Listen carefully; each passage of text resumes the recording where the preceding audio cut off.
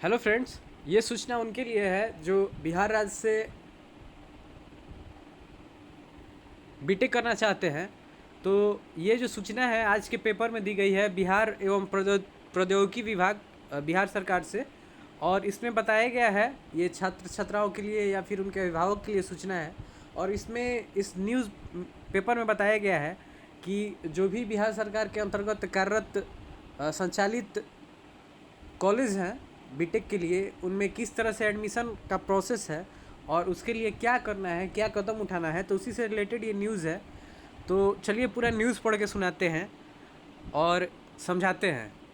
राज्य के प्रत्येक जिला में संचालित राजकीय अभियंत्रण महाविद्यालय, जो अभी 38 हैं टोटल, में बीटेक पाठ्यक्रमों के विभिन्न शाखाओं यथा civil, electrical, mechanical, electronics and communication, computer science and engineering, information technology, leather technology, instrumentation and control तथा electronics and electronics engineering, electrical and electronics engineering इत्यादि में कुल 9,000 सीट अखिल भारतीय तकनीकी शिक्षा परिषद के अनुमोदन उपरांत संख्या में थोड़ा परिवर्तन संभव। अभी मतलब 9,000 सीट बताया गया है, थोड़ा बहुत कम ज़्यादा हो सकता है।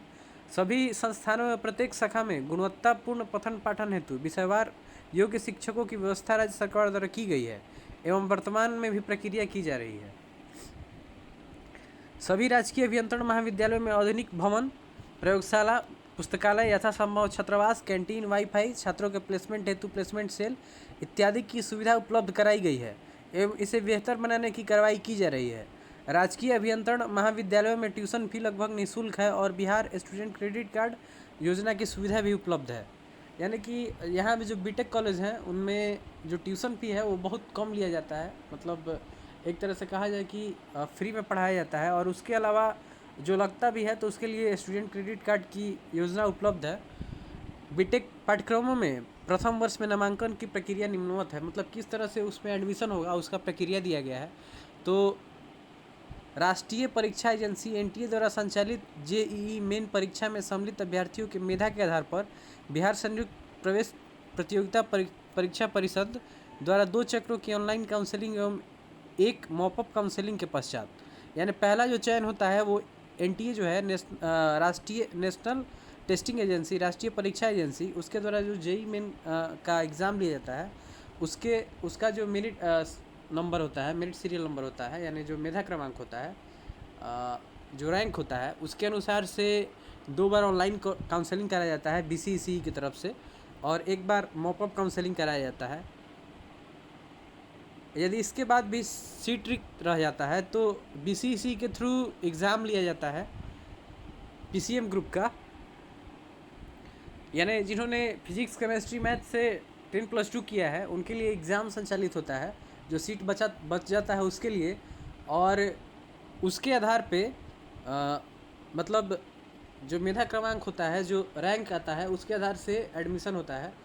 तो इसके द्वारा बताया गया है कि जो भी 10+2 का एग्ज़ाम दे लिए हैं और वैसे छात्रा जो है इंजीनियरिंग या बीटेक पाठ्यक्रम में नामांकन हेतु इच्छुक हैं, तो उन लोग को सलाह दिया जाता है कि वे जेई मेन परीक्षा 2022 में अवश्य सम्मिलित हो, ताकि जेई मेन के प्राप्तांक के आधार पर राज्य के कुल 38 राजकीय अभियंत्रण महाविद्यालयों में संचालित बीटेक पाठ्यक्रमों में आसानी से नामांकन का अवसर प्राप्त हो सके। वैसे साथ ही वैसे छात्र जो किसी कारणवश जेई मेन के परीक्षा में सम्मिलित नहीं हो पाते हैं, वे बिहार संयुक्त प्रवेश प्रतियोगिता परीक्षा यानी बीसीईसी द्वारा संचालित जो परीक्षा होती है 2022 के भौतिकी विज्ञान, रसायन विज्ञान तथा गणित विज्ञान पीसीएम समूह की परीक्षा में अवश्य सम्मिलित हो।